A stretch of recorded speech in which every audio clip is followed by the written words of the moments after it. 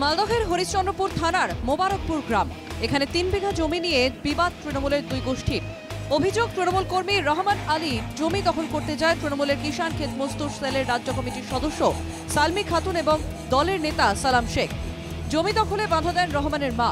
অভিযোগ, বাধা পেয়ে রহমানের মাকে বিবস্ত্র করে মারধর করা হয়। একাধিক বোমাও পড়ে বলে অভিযোগ। কারা দখল করতে আসছিল? ছিল, রহমান ছিল, বায়া ছিল, মানে আরও তিনজন ছিল। বাইরেকার লোক নিয়ে এসেছিল দখল করার জন্য। 3 জনকে মারধর করেছে। আমার বাবাকে মারলো, আমার বাবার পাটা নষ্ট করে দিল, আমার বরাবর মাথাটা ফাটিয়ে দিল। রহমানের পরিবারের বিরুদ্ধে পাল্টা মারধরের অভিযোগ করেছে তৃণমূলের কর্মী রহিম আলী। কত বিঘা জমি ছিল? 3 বিঘা। কাদের জায়গাটা? জায়গাটা হলো মলিকপাড়া মাহাজার, আমার কলকাতার।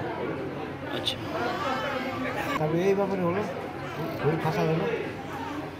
মারধর কারা করলো? ওরা বলছি মারধর কারা করলো আপনাদেরকে? চেল্লু, রহমান, সালমি, আবার সালম।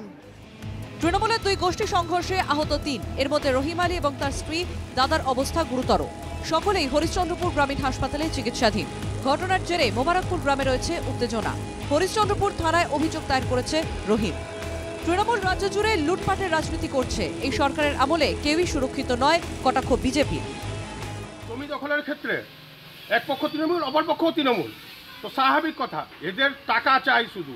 এরা শান্তিতে থাকতে পছন্দ করে না। এদের যেন তেন প্রকার হোক টাকা দরকার। এক গোষ্ঠী আরেক গোষ্ঠীকে মারছে। ওই যে বললাম, মানুষ সুরক্ষিত নয়, নিজেদের মধ্যেই তো কোনো সুরক্ষিত নয়। এক গোষ্ঠী আরেক গোষ্ঠীকে মারছে, তো স্বাভাবিক কথা, সাধারণ মানুষ কোথায় যাবে? জমি নিয়ে একটা ঝামেলা। এবার তারাও নাকি দল করে, আমাদের দল করে, আর যারা মার খেয়েছে তারাও নাকি আমাদেরই দল করে। এটা পুরোপুরি আইনের কাজ, পুলিশের কাজ। পুলিশ তদন্ত করে পুলিশ নিজের কাজ নিজে করবেন। ঘটনার পরেই গা ঢাকা দিয়েছে তৃণমূল নেত্রী সালামি খাতুন। হরিশ্চন্দ্রপুর থানায় তার নামে অভিযোগ দায়ের করা হয়েছে। সালামির খোঁজে চলছে পুলিশি তল্লাশি। থমথমে পরিস্থিতি মোবারকপুরে। উত্তেজনা থাকায় গ্রামে রয়েছে বিশাল পুলিশ বাহিনী। মালদা থেকে নারায়ণ সরকারের রিপোর্ট, NKTV বাংলা।